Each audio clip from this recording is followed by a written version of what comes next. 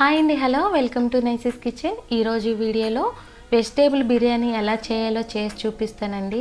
ఇలా వెజిటేబుల్ బిర్యానీ చేసుకొని పెరుగు చట్నీ కానీ ఆలు కుర్మా మసాలా వంకాయ చేసుకొని తినండి. కాంబినేషన్ అనేది సూపర్గా ఉంటుందండి. నేను చెప్పిన విధంగా ఒకసారి ట్రై చేయండి. చాలా అంటే చాలా బాగుంటుంది. అది ఎలాగో చూద్దాము. ఒక బౌల్ పెట్టుకొని 2 టీ స్పూన్ వరకు ఆయిల్ని వేసుకోవాలి. అలాగే 2 టీ స్పూన్ వరకు నెయ్యిని వేసుకోండి. నేను ఇంట్లో చేసిన నెయ్యిని వేసానండి. ఇలా ఇంట్లో చేసుకోవడం వల్ల టేస్ట్ అనేది చాలా బాగుంటుంది నెయ్యిని వేసుకోవడం వల్ల. అలాగే 1 ఇంచ్ వరకు దాల్చిన చెక్క, 3 లవంగాలు, 5 ఇలాచీ, 1 టీ స్పూన్ వరకు సాజీరా, ఒక బిర్యానీ ఆకును ఇలా ముక్కలుగా తుంపుకొని వేసుకోండి.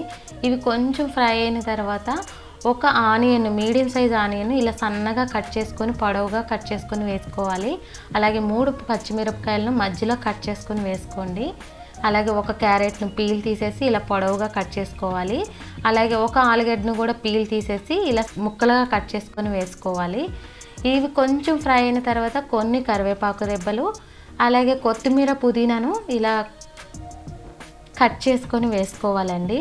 ఇలా వేసుకున్న తర్వాత ఒకసారి కలుపుకొని అడుగనేది అంటుకోకుండా వీటిని ఫ్రై చేసుకోవాలి. ఈ వెజిటేబుల్స్ అనేది పూర్తిగా మనకి ఫ్రై అవ్వకూడదండి, హాఫ్ బాయిల్ అనేది అవ్వాలి. ఇవి కొంచెం ఫ్రై అయిన తర్వాత 1 టీ స్పూన్ వరకు అల్లం వెల్లుల్లి పేస్ట్ వేసుకొని పచ్చివాసన పోయేంత వరకు ఫ్రై చేసుకోవాలి. ఇలా ఫ్రై అయిన తర్వాత హాఫ్ టమాటాను ఇలా పొడవుగా కట్ చేసుకొని వేసుకోవాలి. చూసారా, ఇలా ఫ్రై అయితే సరిపోతుందండి. ఇలా ఫ్రై అయిన తర్వాత వాటర్ని యాడ్ చేసుకోవాలి. నేను 6 గ్లాసెస్ వాటర్ని యాడ్ చేశానండి. వీడియో క్లిప్ అనేది మిస్ అయింది ఫ్రెండ్స్, ఏమనుకోవద్దు.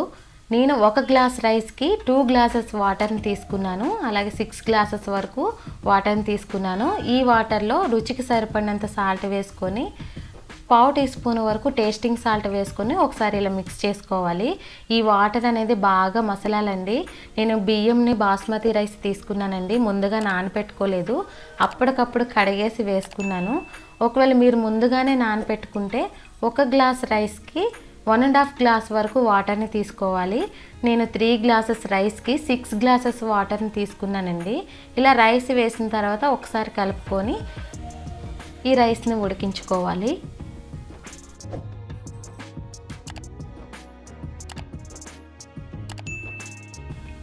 ఇలా మూత పెట్టుకుని ఉడికించుకున్నాను. రైస్ అనేది ఇలా సగం కుక్ అయిన తర్వాత బఠానీని యాడ్ చేసుకోండి. నేను ఫ్రోజన్ బఠానీ అనేది తీసుకున్నాను. ఒకవేళ మీరు నార్మల్ బఠానీ తీసుకున్నట్లయితే వెజిటేబుల్ కుక్ చేసుకునేటప్పుడే మనం ముందుగా ఫ్రై చేసుకున్నాం కదా వెజిటేబుల్స్ను, అప్పుడే ఈ బఠానీని తీసుకొని ఫ్రై చేసుకోవాలండి. ఇలా కుక్ అయిన తర్వాత రైస్ ఫ్లేమ్ అనేది సిమ్లో పెట్టేసుకోవాలి. చాలా అంటే చాలా బాగుంటుంది. పైన కొంచెం కొత్తిమీరని చల్లుకోండి. చాలా అంటే చాలా బాగుంటుందండి. మసాలా వంకాయ కానీ ఆలు కుర్మా చేసుకోండి. పెరుగు చట్నీ కూడా చాలా బాగుంటుంది ఈ బిర్యానీలోకి కాంబినేషన్ అనేది. తప్పకుండా మీరు ఈ బిర్యానీని ట్రై చేసి ఎలా వచ్చిందో కామెంట్ సెక్షన్లో మెసేజ్ చేయండి ఫ్రెండ్స్. అలాగే నా ఛానల్ కూడా సబ్స్క్రైబ్ చేసుకోండి, మీ ఫ్రెండ్స్కి కూడా షేర్ చేయండి. Thank you.